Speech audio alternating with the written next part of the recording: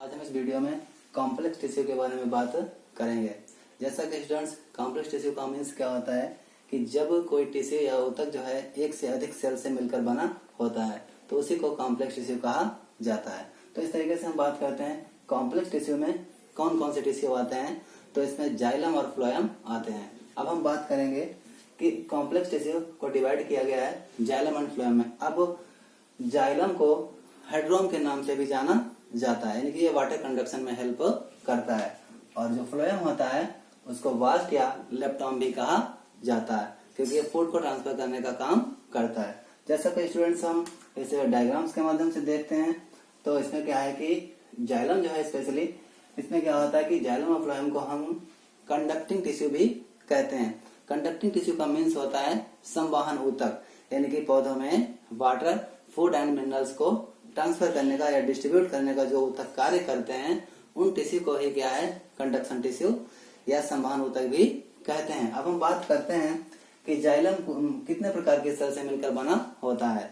तो जो जाइलम होता है वो 4 प्रकार के सेल से मिलकर बना होता है, यानी कि ट्रैकिड्स होती हैं, बेसल्स होती हैं, जाइलम फाइबर या वुड फाइबर्स होते हैं और जाइलम पैरेन्काइमा। तो हम बात करेंगे कि tracheids and vessels. Tracheid and vessels जो होती हैं वो मेच्योरिटी होने पर क्या है, यानी कि परिपक्व होने पर डेड हो जाती हैं। जैसा कि इसमें क्या डेड एट मेच्योरिटी। तो अब बात करते हैं कि जाइलम फाइबर या वुड फाइबर की। तो जाइलम फाइबर या वुड फाइबर का काम क्या होता है, ये क्या करते हैं, ये सपोर्ट करने का काम करते हैं। तो देखते हैं स्टूडेंट्स हम कि जाइलम पैरेन्काइमा। और जाइलम पैरेन्काइमा का काम क्या होता है, स्टोरेज ऑफ फूड। ये फूड को स्टोर करने का कार्य करते हैं। अब हम देखते हैं कि जो जाइलम है, यानी कि जाइलम टर्म किसने दिया है। तो जाइलम टर्म जो है नागेली ने प्रोवाइड किया है। जाइलम, फ्लोएम और पैरेन्काइमा, ये जो तीनों टर्म है वो साइंटिस्ट नागेली ने प्रोवाइड किए हैं। अब हम देखते हैं कि वेसल्स जो होती हैं एक ट्यूब लाइक या वेसल लाइक स्ट्रक्चर्स हैं, और ये ट्रैकिड्स होती हैं जो कि दोनों सिरों पर पॉइंटेड होती हैं, यानी कि नुकीली होती हैं। और इस तरीके से जो फाइबर्स होते हैं वो भी लंबे और बेलनाकार फाइबर्स पाए जाते हैं। अब हम देखते हैं स्टूडेंट्स की xylem is the chief water conducting tissue, यानी कि पौधे में जाइलम क्या करता है, एक चीफ वाटर कंडक्टिंग टिश्यू का काम करता है, यानी कि पानी को सप्लाई करने का काम करता है। पौधे के विभिन्न भागों में वाटर को डिस्ट्रीब्यूट करने का कार्य करता है, इसीलिए जाइलम को चीफ वाटर कंडक्टिंग टिश्यू भी कहते हैं। अब हम देखते हैं कि इन xylem tracheid and vessels help in conduction of water. Xylem में जो ट्रैकिड और वेसल सेल होती हैं वो स्पेशली उनका काम क्या होता है, conduction of water and minerals, यानी कि वो पौधे में वाटर और मिनरल्स को डिस्ट्रीब्यूट करने का काम या कंडक्शन करने का काम करती हैं, इसीलिए इनको जल संवाहन टिश्यू भी कहा जाता है। अब हम बात करते हैं कि इन टेरिडोफाइट एंड जिम्नोस्पर्म्स।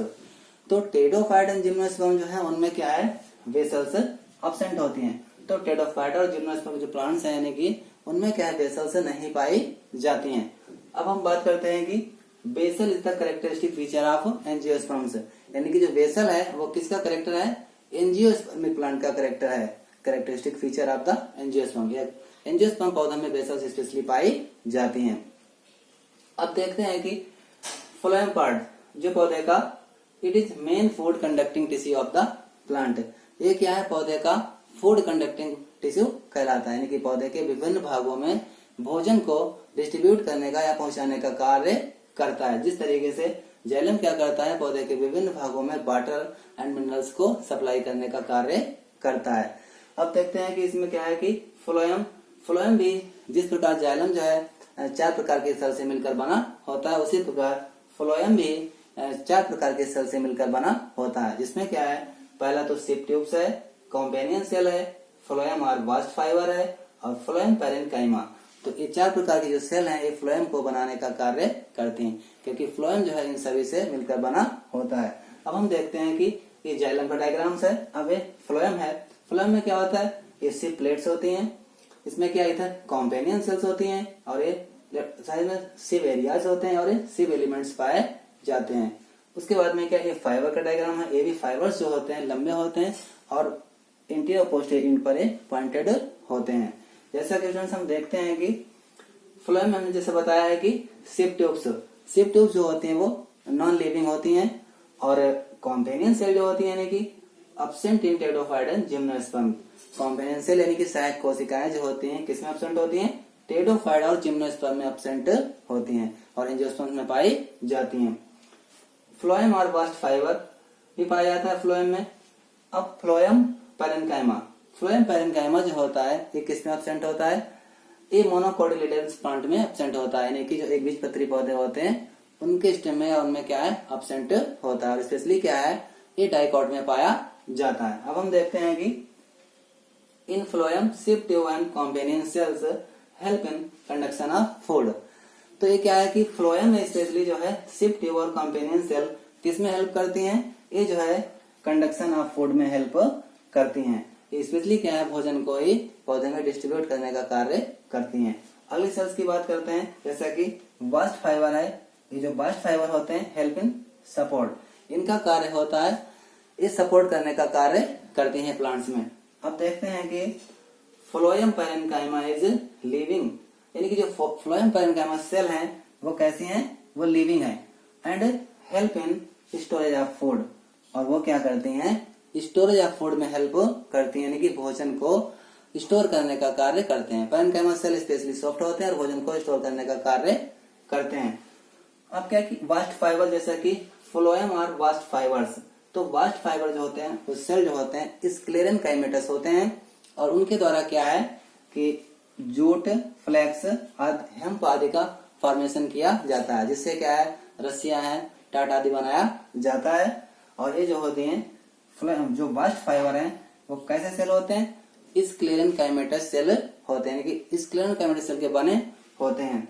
अब हम बात करते हैं कि इन जिम्नोस्पर्म, जैसा कि बताया कि वेसल्स जो होते हैं, जिम्नोस्पर्म का जो नीटल्स ग्रुप है उसमें वेसल्स पाए जाते हैं। वैसे तो ये एंजियोस्पर्म पौधों का करेक्टर है वेसल्स का पाया जाना, लेकिन कुछ जिम्नोस्पर्म्स के भी जो पौधे हैं, जैसा कि नीटल्स का जो ग्रुप है, नीटल्स ग्रुप में भी क्या है? नीटम इफेड्रा आदि पौधों में भी वेसल्स पाई जाती हैं। तो इस तरीके से ये जाइलम और फ्लोएम है जो प्लांट्स में क्या है? Food and water and minerals को सप्लाई करने का काम करता है, और इसीलिए जाइलम वाटर की सप्लाई करता है, फ्लोएम फूड की सप्लाई करता है। और इस प्रकार इन दोनों टिश्यू को हम water and food conducting tissue भी कह सकते हैं। और स्पेशली इनको क्या है? कॉम्प्लेक्स टिश्यू कहा जाता है और एक प्रकार के परमानेंट टिश्यू भी होते हैं और ये संवहन ऊतक के नाम से जाने जाते हैं। तो इस पर बहुत सारे क्वेश्चंस भी एग्जाम में पूछे जाते हैं, जैसा कि पूछा जाता है कि जाइलम जो है इसका मुख्य काम क्या होता है। तो जैसा हमने बताया कि जाइलम जो है स्पेशली वाटर एंड मिनरल्स के कंडक्शन में हेल्प करते हैं, क्योंकि जाइलम की जो ट्रैकिड एंड वेसल सेल है वो स्पेशली क्या करती हैं? वाटर एंड मिनरल्स को प्लांट्स में डिस्ट्रीब्यूट करती हैं। और कभी कभी एग्जाम में क्वेश्चन आता है कि जो फ्लोएम है वो स्पेशली इसमें क्या है? फ्लोएम प्लांट्स में क्या वर्क करता है? तो फ्लोएम जो है फूड को सप्लाई करने का काम करता है। इस तरह से बहुत से क्वेश्चन आते हैं। और जैसा कि पूछा जाता है कि जो जिम्नोस्पर्म का ऐसा कौन सा ग्रुप है जिसमें वेसल्स पाई जाती हैं? तो आप सब बता सकते हैं जो नीटल्स ग्रुप है उसमें क्या नीटम और इफेड्रा जो पौधे हैं उनमें वेसल्स पाई जाती हैं। इस तरीके से आज के वीडियो में बस इतना ही स्टूडेंट्स, और अगले वीडियो में हम अगली जानकारी प्रोवाइड करेंगे। यह वीडियो यदि आपको अच्छा लगा है तो इसको लाइक करें, शेयर करें और उसके बारे में कमेंट करें। Okay students.